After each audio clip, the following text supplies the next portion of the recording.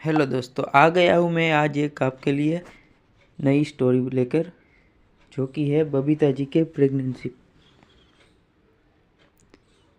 एक सुबह गोकुलधाम सोसाइटी में हंगामा मच गया। कोमल भाभी ने अय्यर और बबीता जी के घर एक डॉक्टर निकलता देखा। बस फिर क्या? कोमल भाभी ने अंजलि भाभी को बताया। अंजलि भाभी ने माधवी भाभी को, और माधवी ने दया को। दया ने तुरंत जेठाजी को फोन लगाया।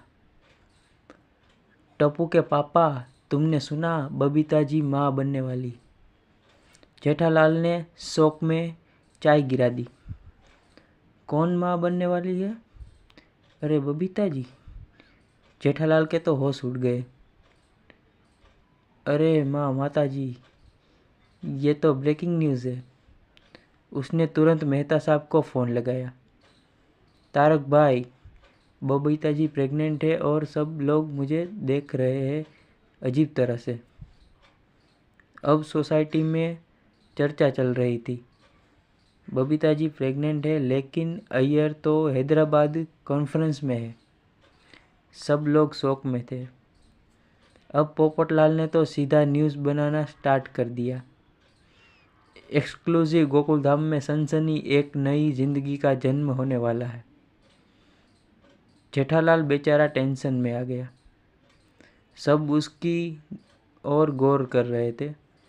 अब्दुल ने भी बोला, जेठा भाई, आप थोड़ा ज़्यादा स्माइल कर रहे हो, कुछ छुपा रहे हो क्या? जेठालाल ने सर पकड़ लिया। अरे भाई, मुझे तो खुद नहीं पता क्या हो रहा है। थोड़ी देर में बबीता जी आई सोसाइटी कंपाउंड में। सब चुप, कोई कुछ नहीं बोल रहा था।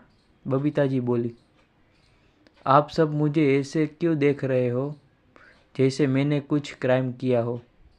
तभी दया बोली, बबीता जी, हमने सुना है कि आपके घर डॉक्टर के पास गई थी। बबीता जी हंस पड़ी। अरे भगवान, मैं तो रेगुलर हेल्थ चेकअप करवा रही थी।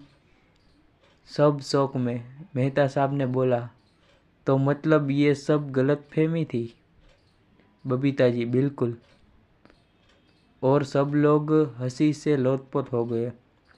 जेठालाल ने हाथ जोड़कर कहा, मैं तो सीधा मंदिर जाने वाला था भाई। मुझे तो लगा दुनिया बदल गई। सबने मिलकर डिसाइड किया, अब से बिना कंफर्म किए गपशप नहीं करेंगे।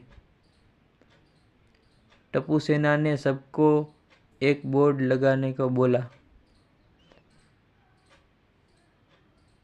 बबीता जी ने सबको मिठाई खिलाई और दया ने गरबा स्टार्ट कर दिया। और जेठालाल के मन में एक ही बात चल रही थी, भगवान आज तो बच गए।